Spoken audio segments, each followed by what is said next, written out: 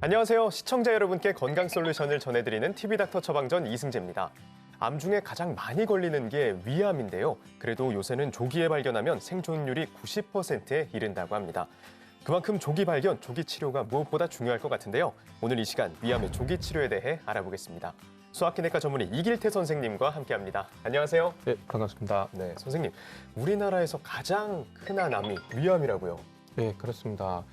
가장 최신의 2019년 국가암 통계에 따르면은 네. 위암은 11.6%, 29,493명으로 국내 암 중에서 발병률이 1위이고, 1위요. 그리고 위암 표준화 발생률이 10만 명당 30.8명으로 우리나라가 전 세계 1위입니다. 전 세계 1위까지 했군요. 우리나라에서도 가장 많이 발병하고 이게 세계적으로도 1위인 수치고요. 네, 이런 건 별로 1위하고 싶지는 않은데요. 위암을 유발하는 요인을 뭐라고 보십니까? 무엇보다 식생활 습관이 가장 큰 문제라고 생각합니다. 네. 위암은 아시아에서 높게 발병하며 앞서 말씀드린 위암 표준화 발생률 2위가 일본인데 미국으로 이주한 일본인들이 이제 식생활이 바뀐 후에 위암 발생률이 낮아졌다는 보고가 있어서 평소 식생활 습관이 위암 발생의 중요한 요인임을 알 수 있습니다. 네. 짜고 매운 음식, 훈제 또는 저장 음식들에서 발생하는 니트로소아민과 같은 발암 물질이 위암을 일으키는 주요 원인으로 알려져 있고 그 이외에 음주, 흡연, 헬리코박터균, 유전 등도 영향을 미칩니다. 식습관과 밀접하게 연관이 돼 있고 또 그 밖에 다른 요인들도 있고요. 네. 위암 초기에는 자각 증상이 거의 없다고요? 네, 안타깝게도 완치가 가능한 초기 위암은 자각 증상이 없습니다. 네. 대체적으로 이제 종양이 더 진행하게 되면은 모호한 팽만감에서부터 심한 지속적인 통증까지 다양한 강도의 상복부 불쾌감을 호소하게 되는데 약간의 메스꺼움을 분반한 식욕부진이 흔한 증상이지만 일반적으로 나타나는 증상은 아니고 궁극적으로는 체중이 감소하고 위 하부를 침범한 종양에서 오심과 구토가 그리고 위 상부를 침범한 종양에서는 삼킴 장애와 조기 포만감이 주증상으로 나타날 수가 있습니다. 네. 조기에 발견되는 신체적 징후는 없으며 복부 종괴가 만져질 때는 종양이 장기간 경과됐음을 의미하여 주변으로 국소적 전이가 진행됐을 것을 예측할 수가 있습니다. 그렇군요. 많이 발생하는 데다가 조기에는 증상도 딱히 없다. 이런 얘기를 들으면 그만큼 치료가 굉장히 어렵겠다 싶은데요. 오히려 위암 완치율이 굉장히 높아지고 있다고요.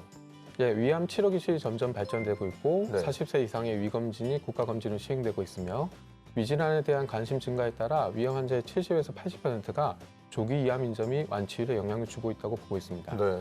2001년에서 2005년 동안의 위암 5년 생존율이 57.8%인데 현재는 77.5%까지 올라갔고 많이 올라갔네요. 예, 이는 미국의 위암 5년 생존율 32.1%보다 2배 이상 높은 수치를 기록하고 있습니다.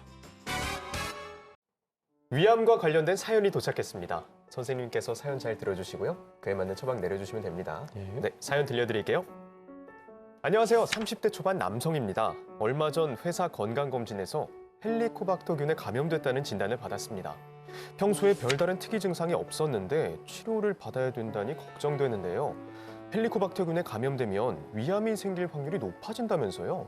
할머니가 위암으로 돌아가셔서 가족력도 있는 것 같고요. 저 같은 상황이라면 내시경을 자주 받는 게 좋을까요?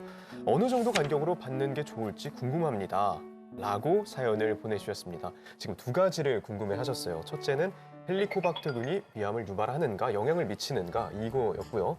가족력이 있고 이렇게 헬리코박터균에 감염이 됐든가, 감염된 적이 있든가 할 때 어느 정도 간격으로 내시경을 받아야 하는지 이 두 가지 자세하게 설명해 주시죠.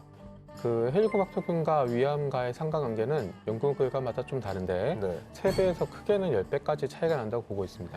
최대 10배요? 예. 네. 또 직계 가족에 위암이 있는 경우에는 2배에서 2.5배 가량으로 위암의 가능성이 높아지니 사연을 주신 분은 꼭 재균치료를 받으시는 게 좋을 것 같고요. 네.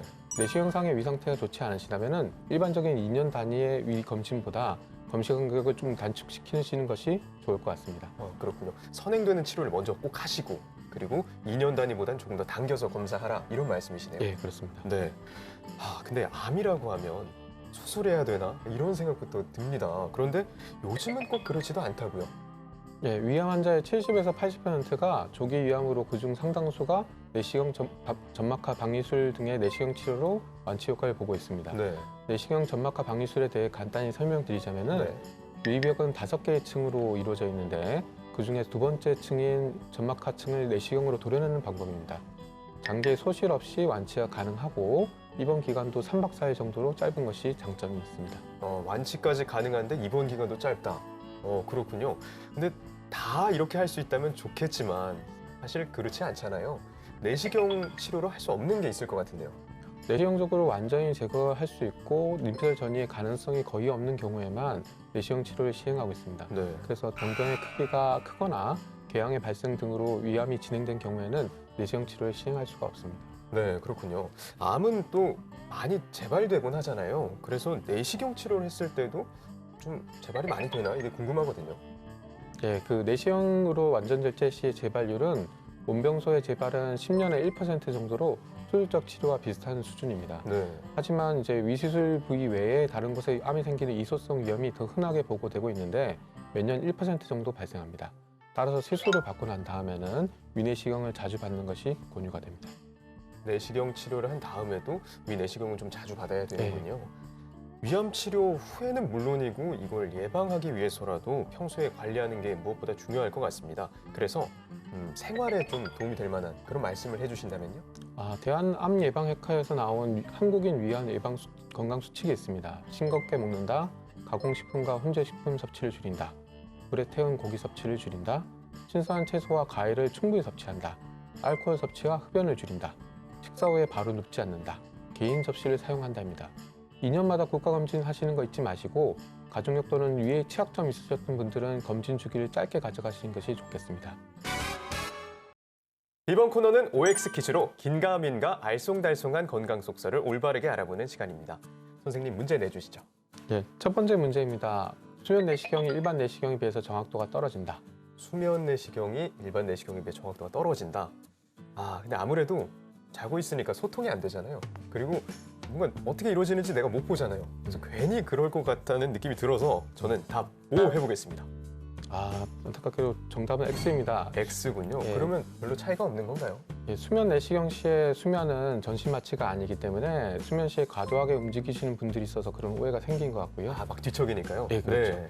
환자분마다 개인차가 있기 때문에 조금 다르긴 합니다만은 그 본인에게 적합한 검사법을 선택하시는 게 좋을 것 같고 이제 큰 차이는 없습니다. 그렇군요. 수면으로 하든 뭐 비수면으로 하든 그렇게 큰 차이는 없다 이런 말씀이셨고요. 다음 문제 주시죠.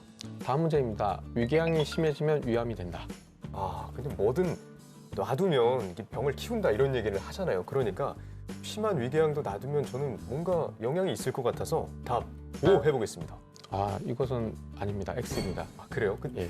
근데 X 틀렸는데 마음은 좀 편안해지네요. 별로 위궤양이 있다고 위암이 되진 않는군요. 네, 그렇습니다. 이제 심한 위궤양 시에 위암과 혼동되는 경우가 있어서 그런 오해들이 많이 생긴 것 같습니다. 네. 하지만 이제 위궤양이 위암으로 가지는 않고요. 따라서 이제 위궤양이 심할 시에는 검사를 짧게 자주 받아서 이제 그런 궁금증들을 해소하는 것이 제일 중요하다고 생각합니다. 네, 검사는 조금 더 받아야 될 수 있지만 위궤양이 암으로 가는 건 아니다 이런 말씀이셨습니다. 네, 다음 문제 주시죠. 마지막 문제입니다. 젊은 위암 환자는 고령의 위암 환자보다 진행 속도가 빠르다. 이거는 젊으면 아무래도 좀 상처도 빨리 낫고 혈액순환도 잘 되고 이런 얘기가 있잖아요. 암도 마찬가지일 것 같아서 답 O 했습니다. 맞습니다. 정답 O입니다. 정말 이런 게 영향을 주나 봐요. 네, 영향이 큽니다. 젊은 암 환자분들한테서 흔한 미만성 암이 특히나 이제 진단이 어렵고 진행 속도가 빠른 무서운 점이 있습니다. 네. 그래서 가족력 등의 위험성이 있거나 증상이 있으신 분들은 검진을 일찍 시작하시는 것이 굉장히 중요합니다.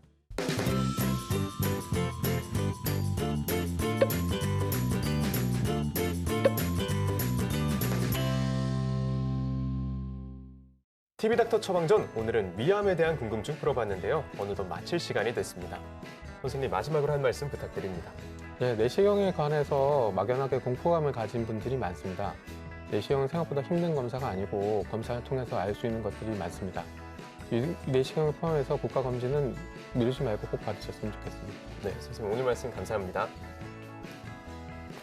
다음 주에도 유익한 주제로 돌아오겠습니다. 대한민국 모두가 건강해지는 그날까지 TV닥터 처방전 다음 주에 만나요.